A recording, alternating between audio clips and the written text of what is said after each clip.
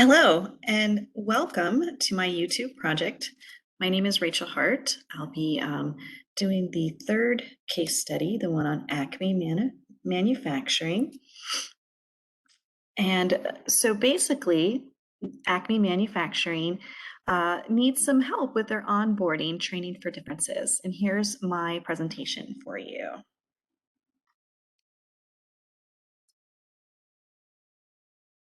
So today we're going to be going over a little bit about the problem, my recommendations, the process with regard to the Addi process, the aims of the synthesis, conclusion, training highlights, and any references that we have.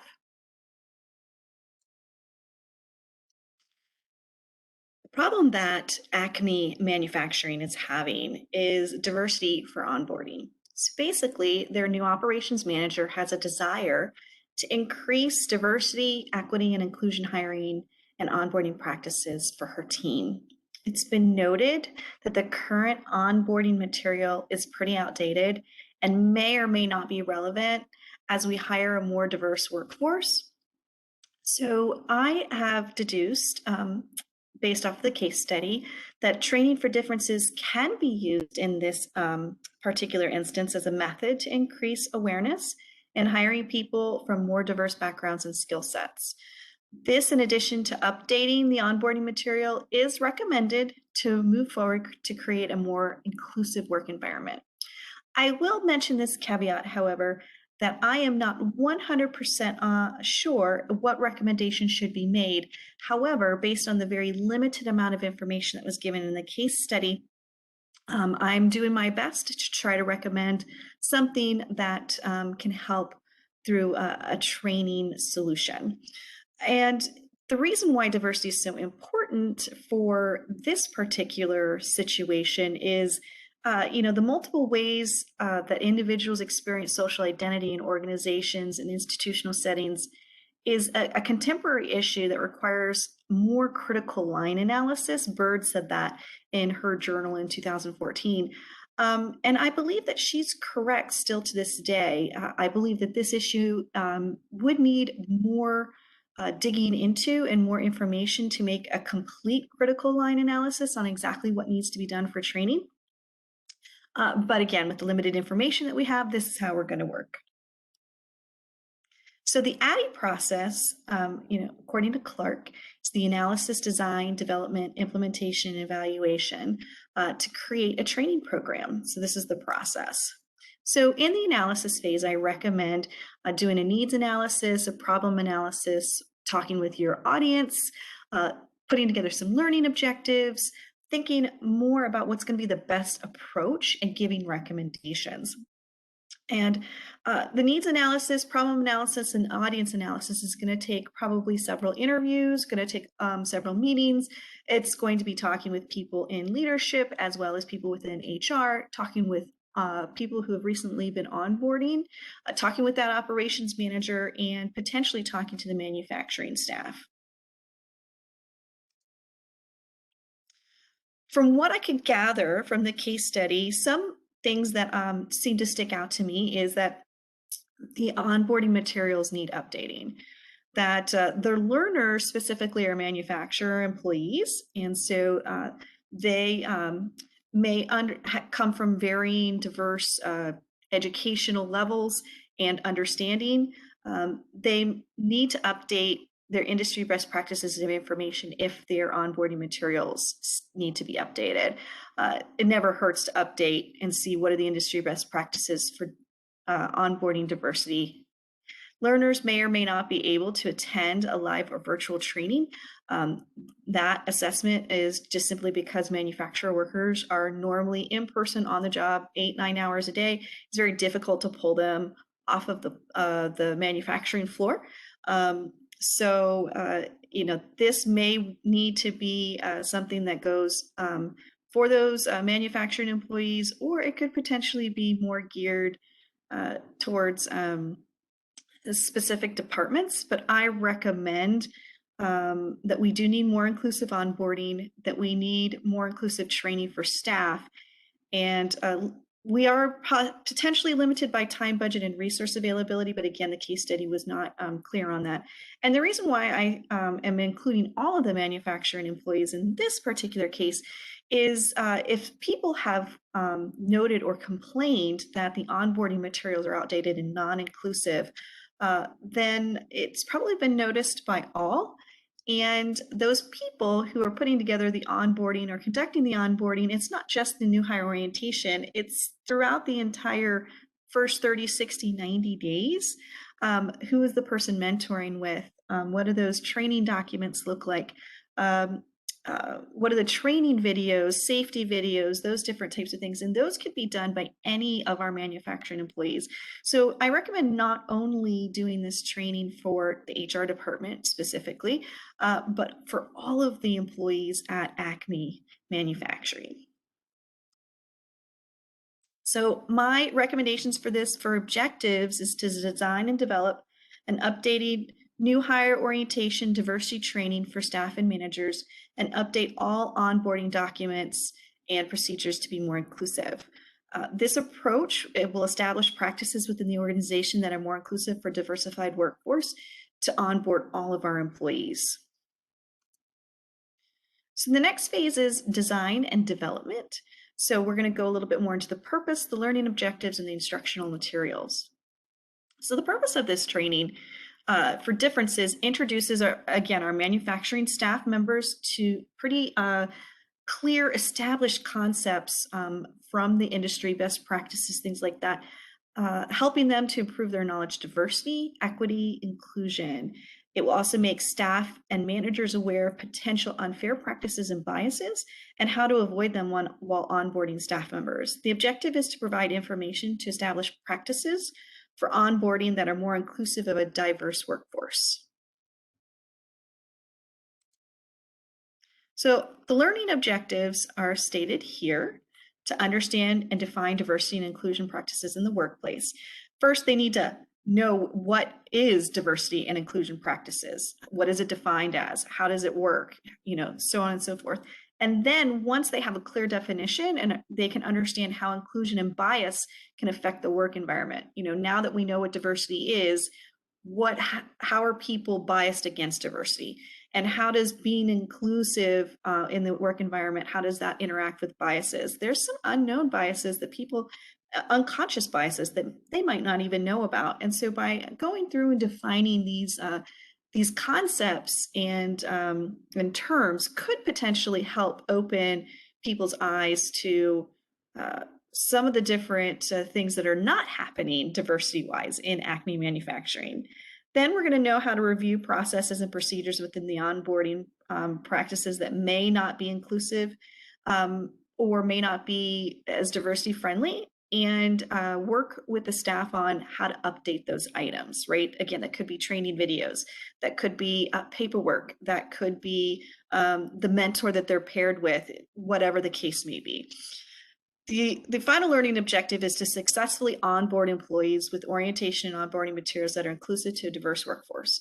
Once they understand what diversity and inclusion is and how to recognize those unconscious biases, we're hoping that this will lead the manufacturing staff and management staff and so forth to move forward towards reviewing and seeing, okay, what doesn't match up?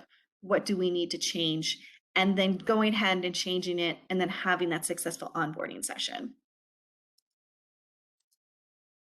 So for the instructional materials, I have a training for differences course that's going to cover, these four main things. Again, understanding that diversity and differences in the work environment, understanding how that inclusion and bias can affect others, review those processes and procedures in the onboarding process to successfully onboard using more inclusive materials. I'm going to use an evaluation method of a pre-test and a post-test after the training itself is completed. We'll go a little bit more into some of the evaluation methods of the actual onboarding process a little bit later on in the presentation. My participant manual and instructor manual are going to be two separate things. I did select to have a participant manual and instructor manual because I do believe that this is a training that needs to be done specifically or in person. It can be done virtually, but I do not feel that this particular audience and this particular issue should be something that is left to a self-learner or self-guided learner, as we want people to be interactive and really understand and grasp the concepts and be able to show learning. So my participant manual is going to have that pre-test. It'll show those learning objectives, have the course content, the practice scenarios, and a post-test. And this participant manual they'll be able to take with them. My manual as the instructor or whoever conducts this training will have the same types of things, learning objectives, but they'll also get a good understanding of the manufacturing employee characteristics. They'll have some specific lesson plans with time limits, what those breakout sessions and practice scenarios look like with those time limits, any closing discussions or things that we want to bring to anybody's attention, and then that post-test. We'll also have an instructor presentation with slides so that the students can follow along. Those who like to have something in their hands will have the participant manual and they'll do those different scenarios and breakout sessions. Those who are visual learners will have that presentation up front, and those who are auditory learners will get these concepts spoken to them by the face-to-face on-site instruction. Instructional materials also include, again, the preference to be in-person versus virtual. It's recommended a smaller class size. We have 800 manufacturing employees, so a class of 10 to 15 students at a time may help people feel more comfortable. This is a pretty sensitive subject that people have a lot of differing opinions on. So we want to leave it a small class size so that people feel more inclusive just in the training itself. We'd like to have tables and chairs in groups. Maybe we could do 3 groups of 5 or 5 groups of 3 or whatever the case may be. We do need space to do breakout sessions, so whatever conference rooms that we have available and so forth. I personally like the Post-it note sticky charts on stands with markers for those breakout sessions so people can do some problem solving with the scenarios and such. And then of course we'll need that projector with the screen to project the presentation.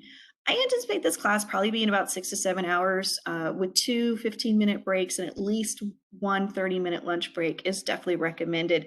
We don't want people sitting in there for hours and hours at a time. And with the nature of the training, the way that the lesson plan is put together, they'll be doing a little bit of learning and then they'll be applying the learning with a practice case scenario, so on and so forth, or breakout session and back and forth. And so that way they're not constantly sitting there for 4 hours straight. And then those breaks will also help with that. My implementation strategies for this training is to kind of do a dry run or practice run with a small sample size. Find 10 to 15 people and do kind of a beta test course with them. And then do that pre and post test to see, did learning happen, right? Evaluate that sample training, get some really good interviews going, and see, what did you like? What did you not like? What do you think is difficult? Really have some really specific questions. Maybe you can do those questions, the Berkhoff case study style, in a group setting with 3 or 4 people at a time who took the sample training, and then partner with the managers to ensure that the training accomplishes the objectives, right? Maybe have some of the managers as part of that sample size training, and then evaluate what learning took place, evaluate those case studies, adjust the courses needed. Then you can work with the staff and the budget to implement across the organization and conduct the training. I anticipate that, with 10 to 15, 16 people in a class, you could potentially do 20, but honestly, we want to leave it in a small class size with 800 manufacturing folks.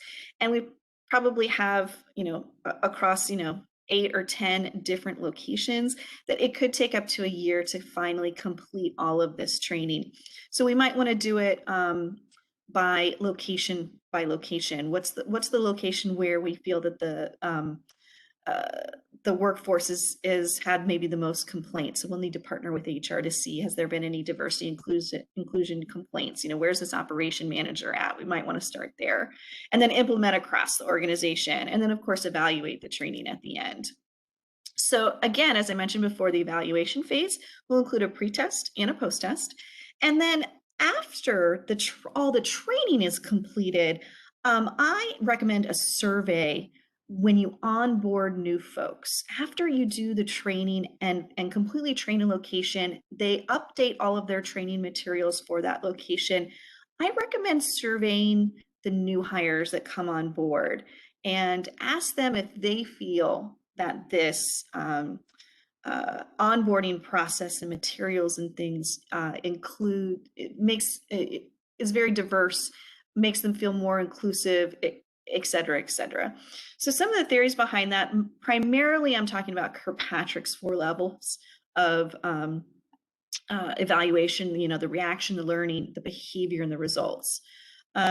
So that pre-test and post-test of the training is more of the summative stuff, level 1 and level 2. What have learners learned? How satisfied are learners with the lesson, right? But then we need them to turn around and apply it. So level 3 and 4 is behavior and results, right? So level 3 is that behavior. Will learners apply it in practice? So once that's done, we need the HR department and the management team to change the onboarding materials and then do a survey of those people as they're coming on board, those new hires after they go through the new updated onboarding process. What did they think? I recommend using a Likert scale for that onboarding survey, but it's not necessary. But the theories behind this, again, the Kirkpatrick 4-phase model, right? Brinker-Hoff success case method when we're doing the sample size to make sure that we're getting the right training, and then potentially a Likert survey, 1 through 5, to see, how people felt about, because I personally feel that the Likert scale is one of the best methods to be able to determine people's opinions and see if there's any averages or things that end up being the same. So the aims of this synthesis is to outline, this manufacturing approach, teach complex concepts, examine some of the techniques, and discuss how this approach will help, the owners and such.